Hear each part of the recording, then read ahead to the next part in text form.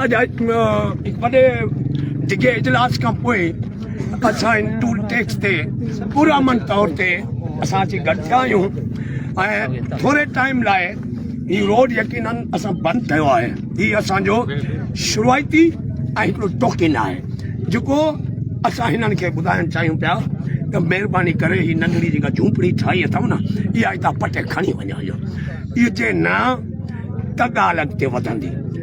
असां तव्हांखे हिकिड़ो मुतालबो था कयूं त तव्हां ॻाल्हि खे वधायो न, माण्हुनि खे परेशान न कयो। ऐं उमरकोट खां वठी मीरपुर हिकिड़ो खंडरा खस्ता हाल रोड आहे ऐं उहो बि सिंगल रोड आहे।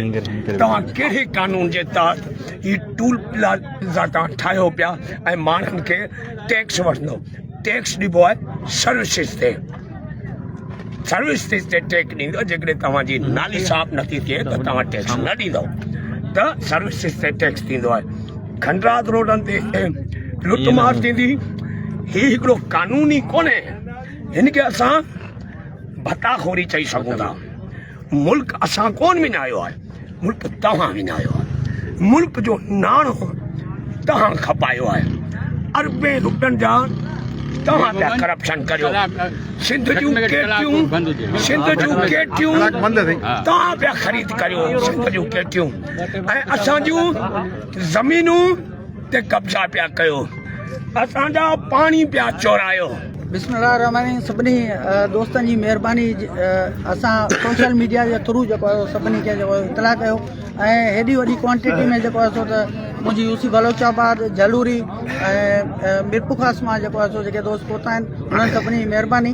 वाजिद साईं हींअर जीअं चयो त हीउ पुरअमन एहतिजाज आहे, ईअं न थिए जो हीउ जेको आहे सो त मज़ामती जेको आहे सो का शइ शुरू थिए। असां अहिड़ी शइ कोन था करणु चाहियूं ऐं इंतिज़ामिया खे वान करणु था चाहियूं। महिरबानी करे हीउ जेको तव्हां गुंडा टैक्स हिते वठण जे लाइ जेका तयारी करियो पिया, हिन जो NHA वारा जेको फौरन नोटिफिकेशन जेको जारी कयो अथनि, जेको ठीको ॾिनो अथनि, उहो फौरन वापसि वठनि, न त हितां खां वठी हीउ यूसी बलोचाबाद मां शुरूआति थी आहे ऐं हीउ मीरपुखास खां उमरकोट ताईं एहतिजाज जेको आहे इन असांजे हिन नंढड़े एहतिजाज जे बग़ैर ही अमल दरामद नथा कनि, असांजी ॻाल्हि नथा ॿुधनि, त असां हितां बेदारी मार्च जे नाले सां जेको आहे मार्च हिकिड़ो शुरू कंदासीं जेको मीरपुखास खां उमरकोट ताईं हूंदो। उमरकोट में वाइण बस्तियूं हर माण्हू खे असां उजागर कंदासीं, उन्हनि खे ॿुधाईंदासीं त हीअ कीअं तव्हां खां गुंडा टैक्स वठण जे लाइ तयारी शुरू कई पई वञे। ऐं उन खां अलावा असांजी वकीलनि जी टीम आहे।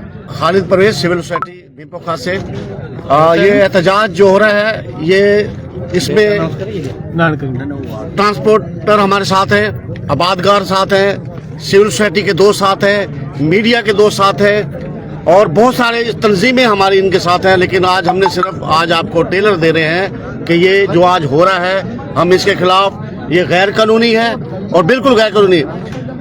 टैक्स हमेशा सर्विसेज पे होता है, ये सर्विस तो दे नहीं रहे, टैक्स किस चीज़ का दें हम, और ये गैर कानूनी है और हम इस पे भरपूर एहतजाज करेंगे। और आप हिस्ट्री उठा के देख लें, एक साल की सबसे ज्यादा जो एक्सीडेंट होते हैं वो उमरकोट रोड पे होते हैं।